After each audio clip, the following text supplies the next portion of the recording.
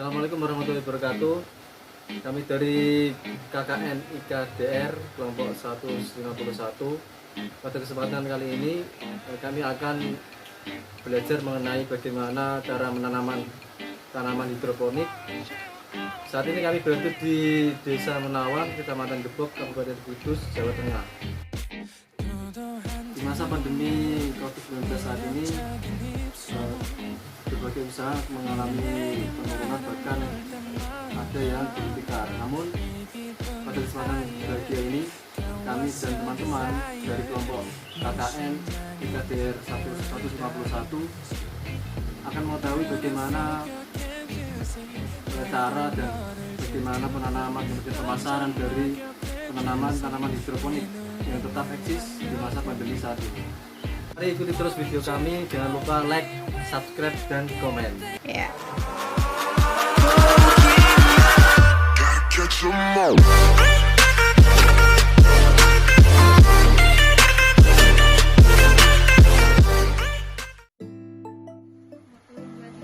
Terima kasih. Topik usaha saya yaitu budidaya tanaman dengan metode hidroponik.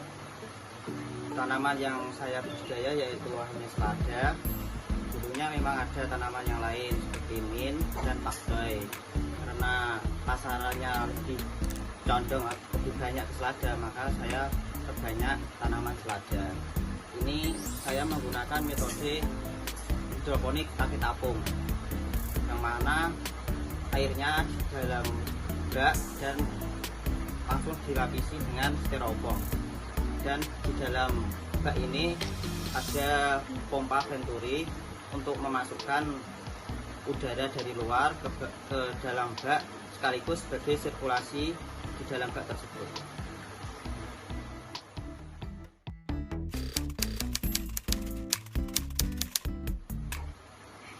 Untuk tahapan berhidroponik kan ada penyemaian atau pembibitan, berpindah tanam, sama panen.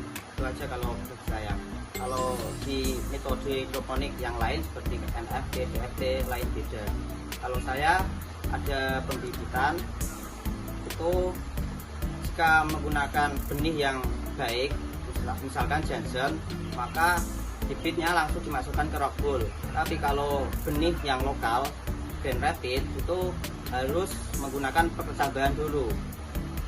Jika sudah berketambah, dimasukkan ke rock wool sampai 7 hari.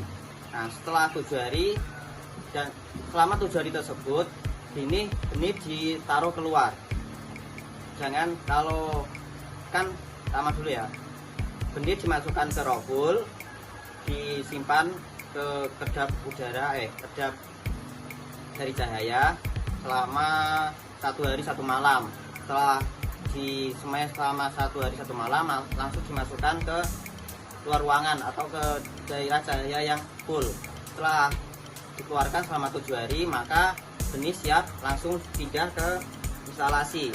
Nah, lamanya pindah ke instalasi tergantung tanamannya. Kalau benih Jansen kurang lebih 35 sampai 40. Untuk berhidroponik umumnya ini saya menggunakan pH. Ini gunanya untuk mengetahui pH yang ada dalam air. Biasanya untuk berhidroponik itu pH-nya netral antara 5 sampai 7. Tidak lebih, tidak kurang. Kalau lebih ataupun kurang, maka tanaman tidak akan tumbuh dengan maksimal. Sedangkan ini adalah EDS untuk mengukur jumlah ppm yang ada di dalam air. Bagaimanapun kan tanaman membutuhkan unsur makro dan mikro. Makanya alat untuk mengukur yang ada di dalam air itu menggunakan alat ini sesuai dengan apa yang dibutuhkan oleh tanaman tersebut. Untuk alat hanya ini aja.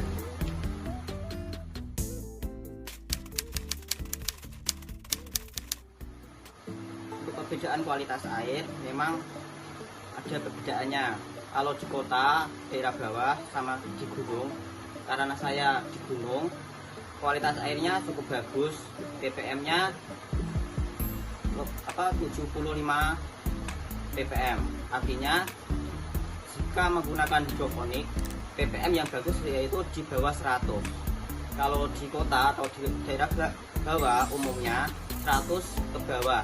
Itu jika menggunakan metode hidroponik dengan rakit tabung itu ada kendala suhu banyak.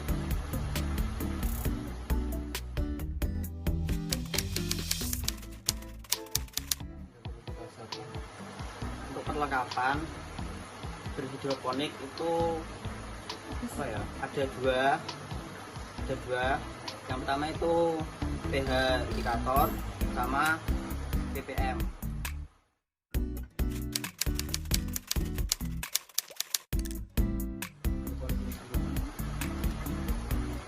Kalau nutrisi khusus ada, karena ini model hidroponik, maka unsur makro dan mikronya menggunakan pupuk AB mix, percampuran antara unsur makro dan mikro yang dilarutkan ke dalam air dan langsung dimasukkan ke instalasi.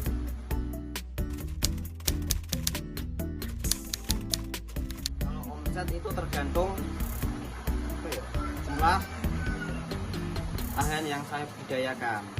Ini omset saya kan jumlah yang saya budidayakan ya, ini sekitar 1000 titik tanam.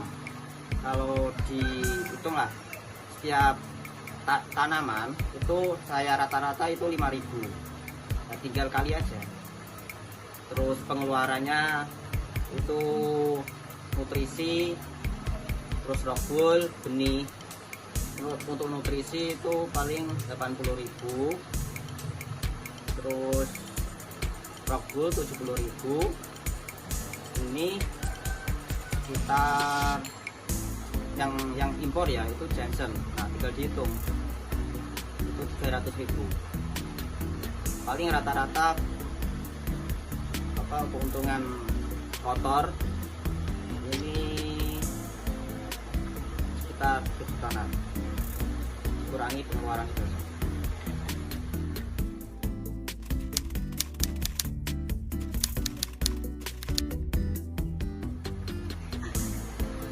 Untuk strategi pemasaran, saya menggunakan online di media sosial, Facebook, Instagram, dan WhatsApp. Untuk dulu waktu pertama kali saya memang langsung terjun ke pasar, langsung mengetahui situasi kebutuhan pasar itu apa. Pertama kali memasarkan tanaman itu ke pasar bijian. Setelah itu menemukan beberapa orang yang membutuhkan selada untuk kebutuhan jualannya, kebab dan lainnya. Setelah itu saya merambat ke kafe, ada kenalan yang bekerja di kafe, ya saya masuk ke kafe tersebut. Setelah itu saya juga ke resto-resto ataupun warung-warung sekitar Kudus menggunakan metode ya, saya langsung chatting ke orangnya, saya menemukan nomornya itu lewat Google.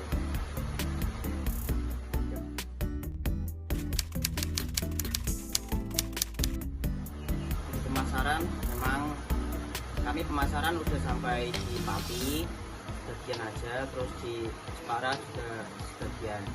Untuk pengemasan agar tanaman tetap segar itu saya tidak ada perlakuan yang khusus. Yang penting akar yang saya cabut tidak terpotong, terus daun dari selada ini tidak kena air. Kalau daunnya terkena air tidak tahan lama dan akan membusuk.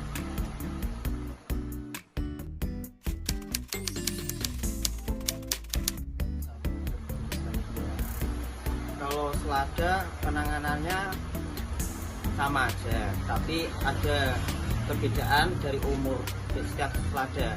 Ini saya menggunakan selada impor Johnson yang umurnya itu 35 sampai 40 hari sudah panen. Yang saya uji coba di rumah itu head lettuce. Itu umur panen sampai dengan 65 hari sampai 70 hari, sangat lama. Kelemahannya di situ. Jadi dalam 2 hari hanya bisa panen sekali.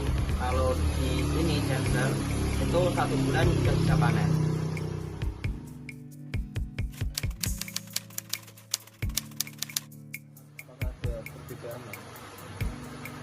sependapat saya, tanaman yang saya budidaya dengan hidroponik dengan tanaman konvensional, misalkan langsung ke tanah gitu ya, itu ada perbedaannya. Kalau saya hidroponik, saya berhidroponik itu dapat bertahan sampai dengan 1 mingguan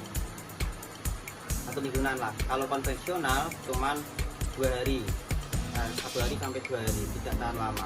Tapi saya menggunakan hidroponik dengan rakit apung dapat bertahan sampai 7 hari. Ada perbedaan tanaman saya dengan tanaman hidroponik umumnya di daerah Kudus dan sekitarnya.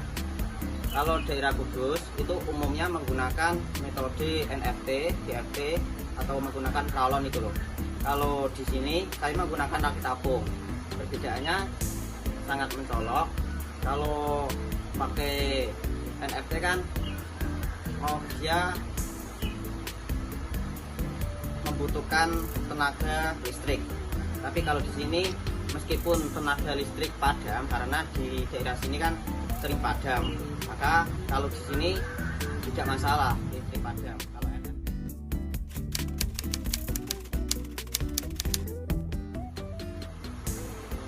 untuk pada saat sekarang, yaitu pada pandemi, memang pasarannya sedikit menurun. Yang semulanya membutuhkan 10 kilo dikurangi menjadi 5 kilo. Jadi kalau saya di saat pandemi ini ada untungnya juga ada tidak untungnya. Kalau pada saat pandemi ini saya berfokus pada kualitas produk saya fokuskan ke kualitas produk agar produk saya itu dapat laku di pasaran dan dapat bersaing dengan yang lainnya. Kalau masalah pemasaran memang ada kendala, tapi bagi saya itu tidak masalah.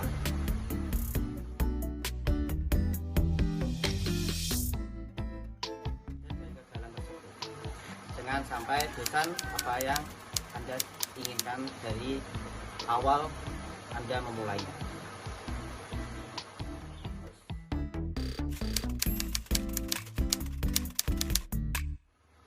Kalau harapan ya semoga usaha saya tetap jalan dengan lancar meskipun ada pandemi, ya semoga pemasaran dapat sesuai dengan target saya.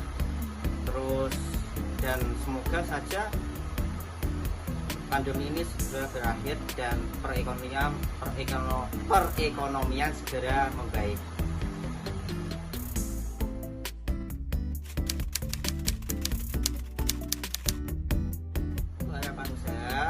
Ini saya sedang proses membuat greenhouse.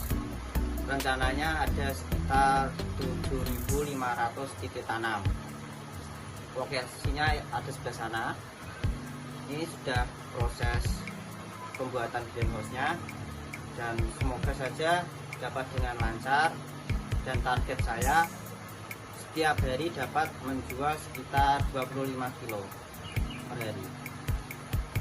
Atau untuk kedepannya lagi tidak hanya tanaman selada yang saya budidayakan, mungkin ada tanaman buah seperti melon, semangka, terus tomat dan lain-lain yang dapat dibudidayakan dengan metode hidroponik. Terakhir mas, terkait motivasi buat teman-teman yang mau melakukan usaha hidroponik ini, apakah mungkin ada masukan dari dengan motivasi yang bisa diterapkan dari teman-teman?